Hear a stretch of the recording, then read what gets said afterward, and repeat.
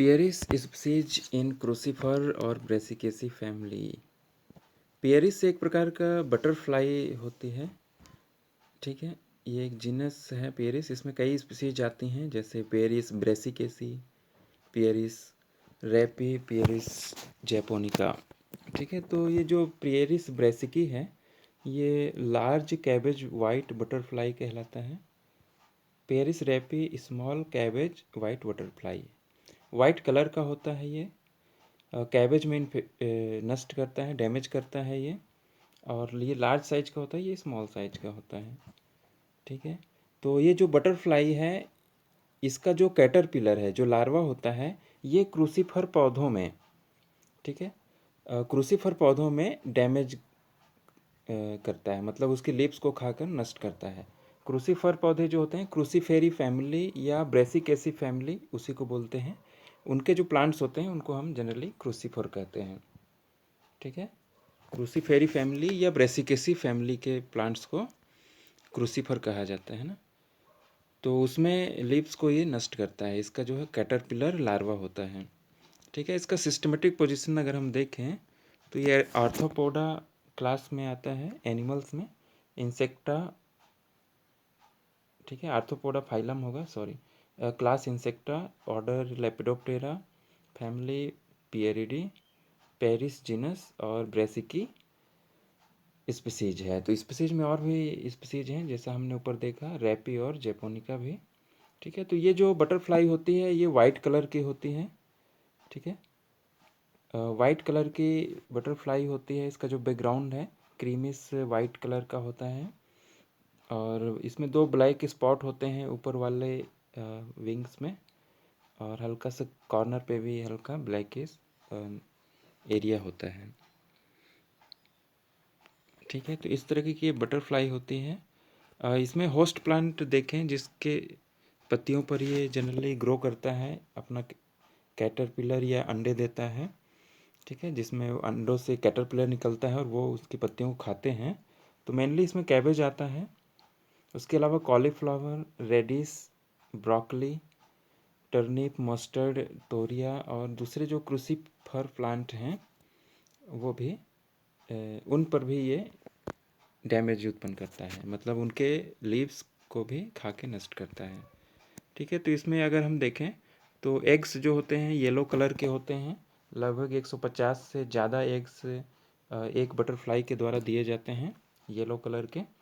कुछ समय बाद, कुछ दिन बाद उनमें से इस तरीके का लार्वा निकलता है जिसको कैटरपिलर कहते हैं। ये भी येलो कलर का होता है। बाद में उसके ऊपर में हल्का ग्रीनिश कलर का, जो कि डार्क ग्रीन या ब्लैक कलर का पैच बन जाते हैं, पर उसका बेस जो है येलो कलर का ही होता है।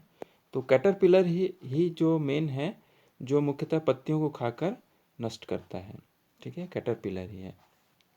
इसके अगर लाइफ साइकिल में आगे देखें तो ये कैटरपिलर ग्रो करता है, काफ़ी समय तक पत्तियों को खाता है और साइज में बड़ा होता है। उसके बाद एक रेस्टिंग स्टेज में ये चला जाता है जिसको प्यूपा हम कहते हैं। ये एक कवरिंग होता है, बाहर से पूरा कवर हो जाता है और अंदर में इसके बटरफ्लाई का डेवलपमेंट चल रहा होता है, ठीक है। फिर बाद में इसके अंदर से बटरफ्लाई निकलती है जो कि एक मैच्योर बटरफ्लाई होती है, जो कि बाद में फिर अपना लाइफ साइकिल पूरा करेगी और नए अंडे देगी, ठीक है। तो बटरफ्लाई जो होती है ये प्लांट्स को नुकसान नहीं पहुंचाती है, मेनली जो है कैटरपिलर, ठीक है, कैटरपिलर ही पौधों की पत्तियों को खाता है। ये एक लार्वा है इसका। तो ब्रेसिकेसी या क्रूसीफेरी फैमिली के पौधों में ये नुकसान पहुंचाता है। जनरली जो अंडे देता है 150 से ज़्यादा अंडे एक साथ एक बटरफ्लाई के द्वारा दिए जाते हैं जो येलो कलर होते हैं, और पत्ती की ऊपरी और निचली सतह दोनों सतह पर अंडे देते हुए देखा गया है, ठीक है। येलो कलर के होते हैं, गुच्छे में रहते हैं। Control of Paris larva in cabbage. तो इसके एक नुकसान को कैसे नियंत्रित किया जाए जो कि इसके लार्वा के माध्यम से होता है, तो उसके बारे में है। जैसे बहुत सारे इंसेक्टिसाइड होते हैं जैसे कार्बोरिल, डाइक्लोरोवॉस, मेलाथायोन और एंडोसल्फान, ठीक है। तो ये जो ये क्या है, इंसेक्टिसाइड हैं, इनके छिड़काव से भी काफ़ी फायदेमंद होता है। इससे क्या होता है, कैटरपिलर नष्ट हो जाते हैं। छोटी चिड़िया भी होती हैं, वो भी कैटरपिलर को खा के नष्ट करती हैं, तो ये भी मदद करते हैं। बैसिलस थुरिजिएंसिस, ये एक प्रकार का जीवाणु है जो कि एक टॉक्सिन बनाता है। ठीक है, आपने नाम सुना होगा बीटी। ठीक है, तो शॉर्ट में कहते हैं बैसिलस थुरिजिएंसिस इसका नाम है। तो इसका सॉल्यूशन बनाकर भी अगर हम छिड़काव करते हैं तो कैटरपिलर्स नष्ट होते हैं। तो इसके माध्यम से भी कैटरपिलर को नियंत्रित किया जा सकता है।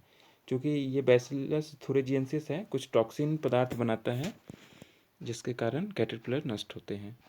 एंडोसल्फान इंसेक्टिसाइड जो है ये 2.5 लीटर या 1.25 लीटर पर हेक्टेयर में यूज किया जाता है। मेलाथायोन 5% जो है ये लगभग 37.5 kg पर हेक्टेयर यूज होता है। डाइक्लोरोवॉस जो है 500 ml पर हेक्टेयर, ठीक है, घोल कर इसको पानी में यूज करते हैं। ठीक है, ये यूज होता है। एक एपेंटेलिस ग्लोमेरेटस, ये एक प्रकार का वास्प है जो कि इंसेक्ट ही है। वास्प यानी दतैया हिंद सामान्यतः बोलते हैं। तो ये भी इसके लार्वा को नष्ट करता है, यानी पेरिस लार्वा जो है, पेरिस बटरफ्लाई का जो लार्वा है उसको वो खाकर नष्ट करता है। ठीक है, ये एक प्रकार का पैरासाइटिक वास्प है। तो इसके माध्यम से भी पेरिस लार्वा को कंट्रोल किया जा सकता है। अगर ये वास्प वहाँ पर अगर पाया जाता है, वहाँ पर अगर हो, तो वो उसको पेरिस लार्वा को खा के नष्ट करेगा। तो इसके माध्यम से भी काफ़ी हद तक कंट्रोल किया जा सकता है बायोलॉजिकली। ठीक है, तो एक इंसेक्ट ही दूसरे इंसेक्ट के लार्वा को खाता है, तो इसके माध्यम से भी कंट्रोल होता है। ठीक है, मेनली ये तीनों हैं इंसेक्टिसाइड जो कि यूज होते हैं। बैसिलस थुरिजिएंसिस बैक्टीरिया भी है जो कि यूज होता है बायो इंसेक्टिसाइड के रूप में। छोटी चिड़िया भी फायदेमंद होती है।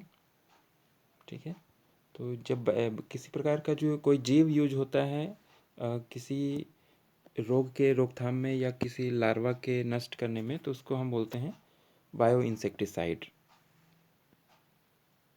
ठीक है, तो इसके बारे में इतना ही देखते हैं, ज़्यादा तो मिला नहीं इसके बारे में।